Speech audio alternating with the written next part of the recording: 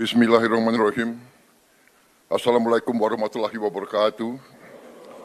Selamat sore, salam sejahtera bagi kita sekalian. Shalom, salve, om swastiastu, namo buddhaya, salam kebajikan. Saudara-saudara sekalian, terima kasih atas kehadiran saudara-saudara pada sidang Kabinet Paripurna ini. Hari Jumat tanggal 21 Maret 2025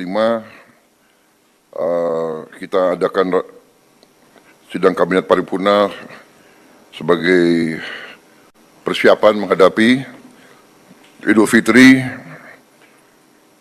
1446 Hijriah yang akan datang.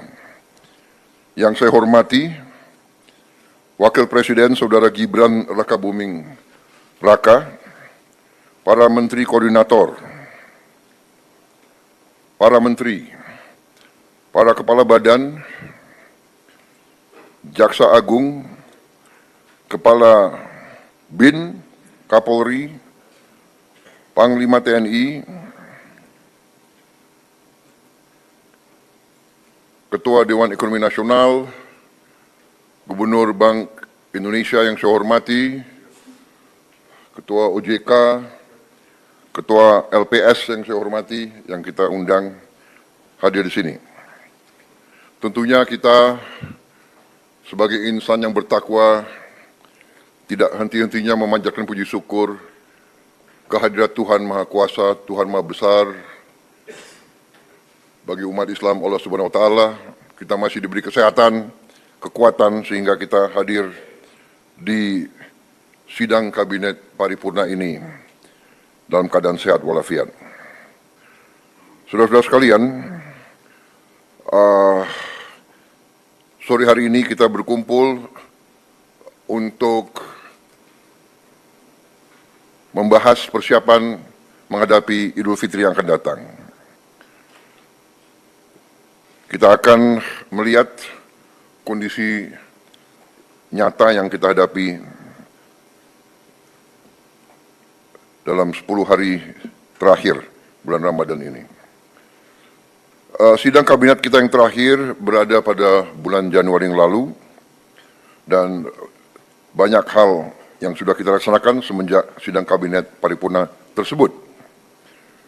Saudara-saudara sekalian, intinya saya ingin ucapkan terima kasih atas kerja keras semua menteri dan semua wakil menteri Kabinet Merah Putih yang saya pimpin ini. Di sana sini tentunya sebagai kabinet baru, relatif baru, 130, 140 hari, 150 hari pertama, tentunya kita pasti memerlukan waktu penyesuaian, tetapi saya merasakan ada kerjasama yang baik dan ada pekerjaan yang cepat, yang sangat intensif dan sungguh-sungguh dari saudara-saudara sekalian. Ini saya rasakan sebagai pimpinan saudara-saudara. Apa yang sudah kita capai tidak mungkin dilaksanakan tanpa kerja keras kita semua, tanpa kerja keras saudara-saudara sekalian. Sebagai tim, kita adalah satu tim. Tidak mungkin ada keberhasilan tanpa kerjasama tim yang baik. Ya, mungkin kita masih prihatin tim nasional sepak bola kita belum berhasil, tapi kita yakin pasti akan lebih baik di saat-saat akan datang. Ini juga ada tim yang baru, ya kan, pelatih baru, tim teknis baru. Jadi saya percaya kita akan mencapai hal yang baik. Ini sepak bola ini adalah sesuatu yang penting karena rakyat kita memang merasakan bahwa sepak bola itu menggambarkan tekad kita, menggambarkan semangat kita. Indonesia tidak boleh dianggap remeh oleh bangsa manapun di dunia. Termasuk terutama di hal-hal seperti olahraga. Saudara-saudara sekalian,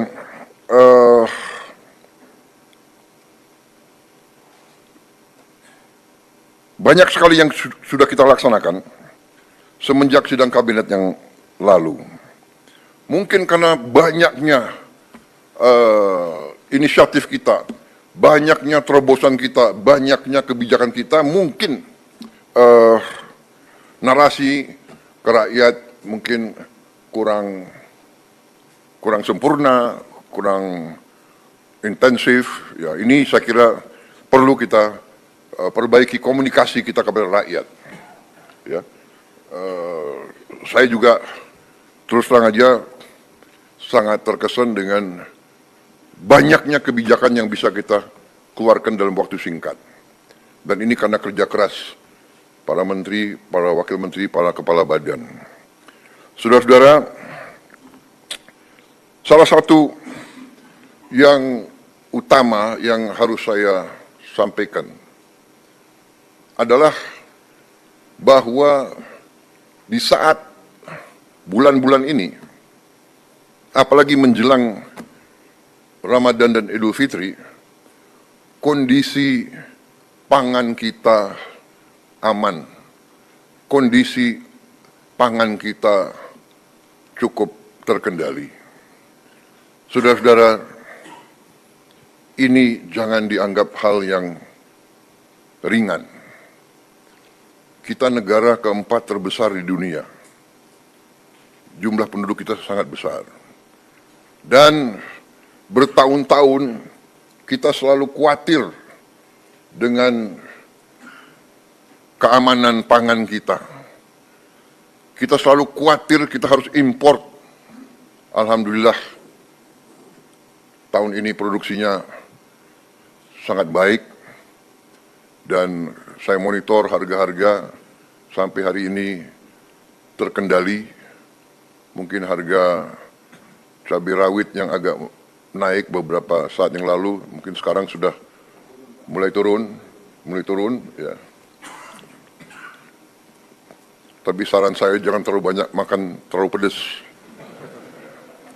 Saya waktu muda sukanya pedas sekali, sekarang dokter melarang saya makan terlalu pedas. Yang muda-muda silakan. Jadi kita bersyukur ya, dan semua pihak yang bekerja keras. Ya, saya mau ucapkan terima kasih semua pihak di bidang pangan, pertanian yang mendorong hal ini. Pangan adalah yang paling utama. Ya. Harga saham boleh naik turun, pangan aman, negara aman, saudara-saudara.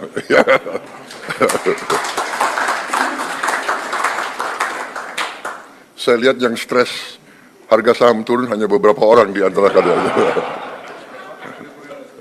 Marwar, siapa lagi itu? Tranggono, mana Tranggono? Tranggono. Oh, duduk sebelahan itu. Ini, mana lagi ya? Kalau Budiman enggak, Budiman tenang aja karena enggak punya saham dia.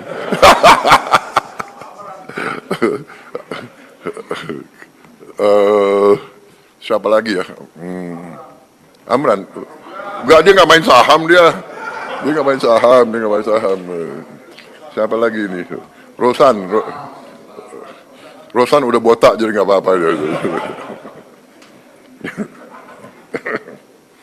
Jadi demikian saudara-saudara, kemudian kita juga boleh sekarang mulai bangga makan bergizi gratis sudah menjangkau 38 provinsi dan sekarang sudah 2 juta penerima manfaat. Hanya ini masih belum sebetulnya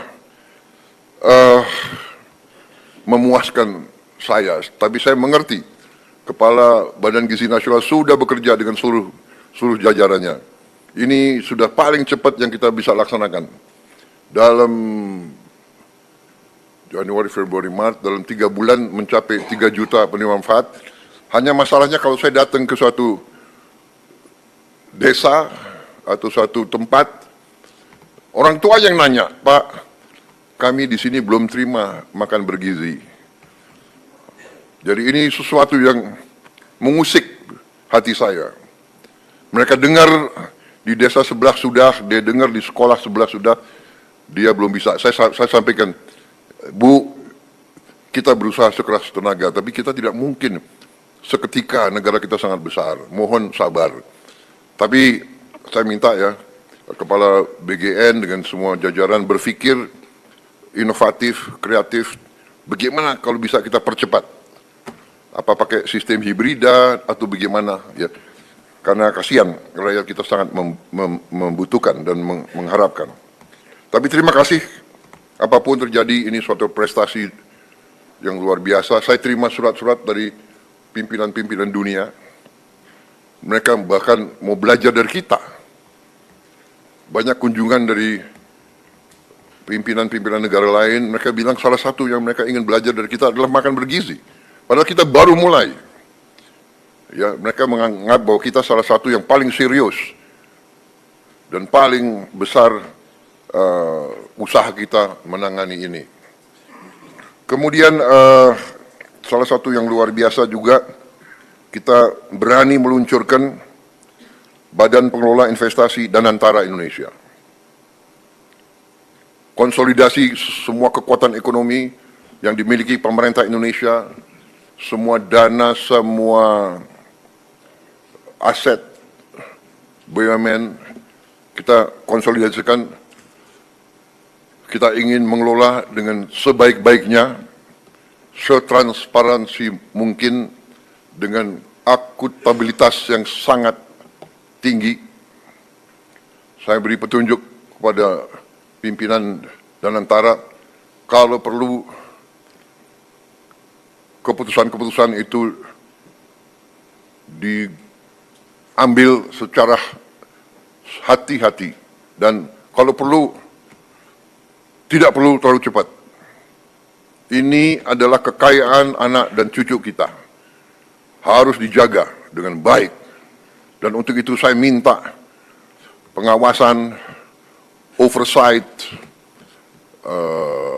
penilaian risiko sangat berlapis-lapis. Dan saya minta tokoh-tokoh masyarakat ikut mengawasi. Dan saya tegaskan bahwa setiap saat pekerjaan dan semua kebijakan Danantara ini harus bisa diaudit, harus bisa diawasi, harus bisa dipertanggungjawabkan setiap saat oleh siapapun yang menginginkan. Saudara-saudara, tapi ini saya kira adalah terobosan sangat besar.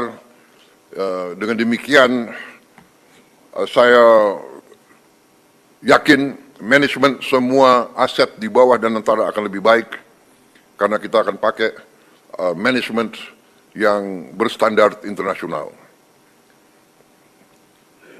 Juga dengan beberapa penasihat-penasihat tingkat internasional kita ingin mengajak.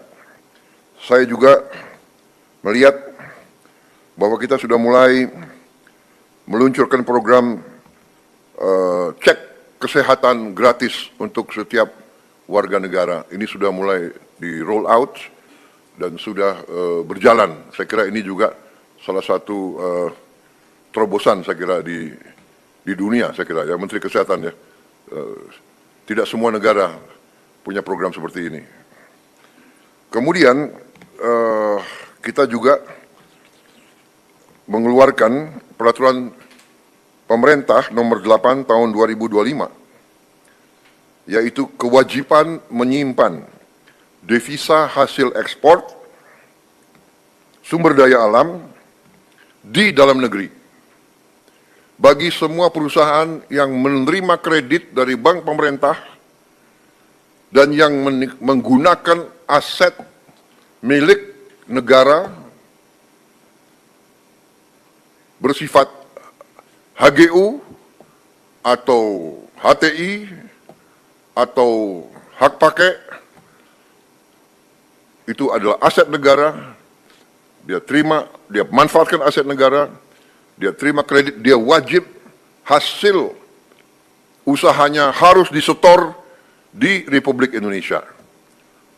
100% dan minimal waktu 1 tahun. Ini saya diberi laporan kalau sudah berjalan ini akan menambah devisa kita 100 miliar dolar 1 tahun. Karena ini mulai berlaku 1 Maret, jadi mungkin tahun ini baru sekitar 80 miliar dolar yang akan masuk. Jadi saya ucapkan terima kasih semua pihak yang berhasil sampai Danantara Indonesia diluncurkan. Tadi Danantara cek kesehatan juga sudah berjalan dengan baik, devisa hasil ekspor juga berjalan. Kemudian kita juga sudah putuskan kemarin saya resmikan juga peluncuran Bank Emas pertama di Republik Indonesia. Kita memiliki cadangan emas ke-6 terbesar di dunia. Ke-6 terbesar di dunia. Tapi kita baru punya bank emas baru tahun ini. Berapa minggu lalu saya resmikan. Jadi juga terima kasih semua pihak yang akhirnya kita sekarang punya bullion bank, bank emas, sehingga rakyat bisa menyimpan emasnya di Indonesia dan tidak di negara lain. Ada negara lain tidak punya satu pun tambang emas, tapi dia punya bank emas, kan itu aneh itu. Kemudian saudara-saudara, kami sudah putuskan juga untuk membangun tahun ini, kita harap segera akan mulai dibangun 200 sekolah rakyat berasrama untuk SD, SMP, SMA berasrama, dan ini sekolah berasrama ini diperuntukkan untuk kaum yang kurang mampu khususnya. Jadi kita dengan ini kita hendak memutus mata rantai kemiskinan. Anak orang kurang mampu, anak orang miskin tidak boleh miskin. Katakanlah bapaknya sekarang pekerjaannya sangat sederhana, dia umpamanya tukang pemulung, anak dan cucunya tukang pemulung tidak boleh jadi tukang pemulung. Dia harus kita berdayakan. Ini rencana kita dan kita akan bangun tahun ini 200 sekolah berasrama tersebut. Satu sekolah akan terdiri, kita harapkan 1.000 murid. Mungkin tahun-tahun pertama akan belum sampai 1.000, tapi nanti saya berharap ya Menteri Sosial, Menteri Dikdasmen, mungkin berapa, dalam 6 bulan bisa mencapai 1.000 murid masing-masing sekolah. Bisa. Hah? Tahun 4? Tahun depan? Tahun depan ya? Tanggal berapa? Coba dicatat. Loh, iya harus bertanggung jawab itu, ya. Rakyat minta hasil yang cepat, saudara-saudara. Ya, ini sangat penting dan yang akan segera kita resmikan 53. Yang segera mungkin 3 bulan ini bisa kita resmikan 53 sekolah. Ternyata Kementerian Sosial sudah punya gedung-gedungnya, sudah punya arealnya, jadi tinggal kita renovasi sedikit. Kita ingin segera 53, sisanya yang 147 akan segera menyusul. Kita harap tiap tahun 200, sehingga dalam 5 tahun kita minimal akan punya 1 sekolah berasrama di tiap kabupaten. Dan itu harus di tempat-tempat di mana terdapat kantong-kantong kemiskinan. Kita ingin memutus rantai kemiskinan. Kita ingin menghilangkan kemiskinan dalam waktu secepat-cepatnya. Dan ini saya yakin bisa kita kerjakan. Nanti Menteri Koordinator Perekonomian, kemudian Menteri Keuangan, kemudian nanti mungkin Menteri Sosial akan sedikit kasih penjelasan singkat, termasuk juga saya minta Ketua LPS menyampaikan kondisi ekonomi secara umum, sehingga kita dapat gambaran real apa yang telah kita kerjakan, dan kita akan nanti dapat bayangan betapa besar upaya bangsa Indonesia untuk memberi kesejahteraan kepada rakyatnya. Dan berkali-kali saya katakan, ini bukan hanya prestasi kita, ini adalah kerja keras presiden-presiden sebelum kita, menteri-menteri kabinet sebelum kita. Tidak ada pembangunan bangsa yang bisa dikerjakan dalam 5-10 tahun. Pembangunan bangsa Indonesia ini adalah perjuangan lama. Mulai dari tahun 45 dan seterusnya, ada naik dan turun, ada krisis, ada hambatan, ada gangguan-gangguan negara asing berkali-kali, ya kan? Kita tidak mau nyalahkan siapapun, tapi kita sering diganggu. Kita harus sekarang belajar dari sejarah. Kita harus belajar. Dan sekarang kita semua unsur harus berjiwa besar. Kita atasi perbedaan dengan musyawarah. Kita terima kritik dengan besar hati, tapi kita jangan mau diadu domba. Kita harus bekerja dengan baik untuk rakyat kita. Saudara-saudara, kemudian salah satu juga keputusan besar kita adalah kita dalam waktu dekat akan membentuk 75.000 sampai 80.000 koperasi desa. Ada yang berbasis pertanian, ada yang berbasis nelayan, dan ada yang berbasis lain. Tapi intinya adalah kita ingin ekonomi desa, ekonomi rakyat yang paling bawah bergerak dengan cepat, memobilisasi kekuatan yang kita punya untuk menggerakkan seluruh ekonomi, dan ini akan ada suatu dampak yang sangat besar, keyakinan kami. Saudara-saudara, juga kita juga berhasil bekerja sama dengan swasta, sehingga THR bagi pekerja swasta, BUMN dan BUMD bisa diberikan paling lambat 7 hari sebelum Hari Raya Idul Fitri. Tahun ini pemerintah juga menaruh perhatian khusus kepada para pengemudi dan kurir online yang untuk pertama kalinya akan menerima bonus Hari Raya. Ini karena kerjasama juga dengan pengusaha-pengusaha swasta. Saya mendengar mereka akan terima kurang lebih 1 juta tiap pekerja, demikian. Tapi saya menghimbau pengusaha swastanya, kalau bisa ya ditambahlah. Ini menghimbau, ya kan? Kalau menghimbau kan boleh, tidak ada paksaan kan? Tapi kalau presiden menghimbau ya, menghimbau. Ini wartawan ya terus garis bawahi itu.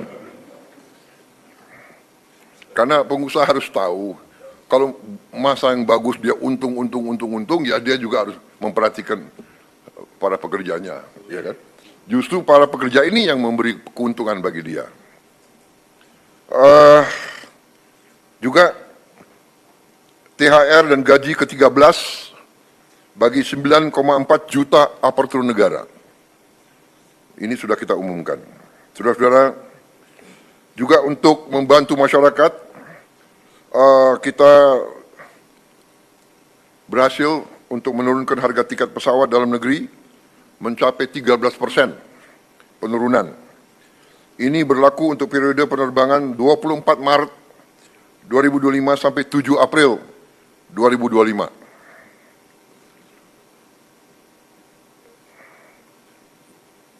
Nanti Presiden juga akan menghimbau, kalau bisa ditambah, tapi menghimbau. Enggak, ini sudah luar biasa. Kemudian penurunan tarif jalan tol sebesar 20% di berbagai ruas jalur mudik selama 2 minggu. Juga diskon 25% penurunan harga untuk tiket kereta api sesuai tanggal yang ditentukan. Juga saya ucapkan terima kasih beberapa kementerian lembaga mengeluarkan kebijakan untuk membantu mengurangi beban masyarakat dengan memberi bantuan mudik gratis hingga juga ada diskon mencapai 50% untuk provider seluler dari Kementerian Komdigi.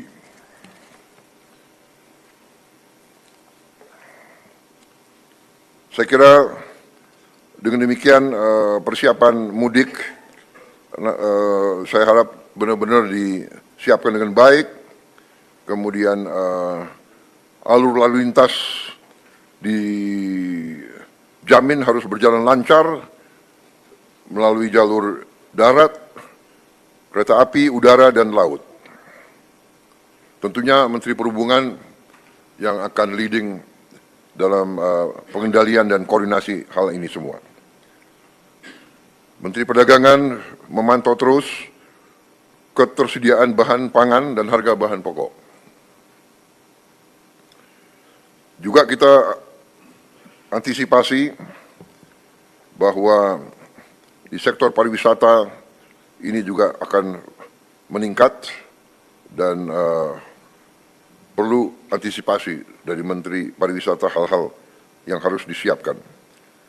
Tentunya segi keamanan Polri, TNI, BIN, Kemenhub, BUMN, dan kementerian lain ikut semuanya membantu untuk memantau keamanan. Di bidang industri dan tenaga kerja juga berjalan baik. Saya juga minta pelayanan publik, terutama semua rumah sakit, harus siap, semua fasilitas kesehatan, juga sektor perbankan, disiapkan dengan baik. Peringatan dan informasi cuaca, saya juga mohon terus masyarakat diberi informasi terus-menerus. Saudara-saudara sekalian, saya kira demikian pengarahan saya, petunjuk-petunjuk saya tentang persiapan ke arah Hari Idul Fitri, tapi pada garis besarnya saya ucapkan terima kasih kepada semua menteri, semua kepala badan yang telah bekerja keras, dan saya kira untuk yang terbuka sudah selesai. Terima kasih media. Sekarang adalah paparan dan pengarahan tertutup untuk konsumsi kita sendiri dalam rangka persiapan ke depan. Terima kasih.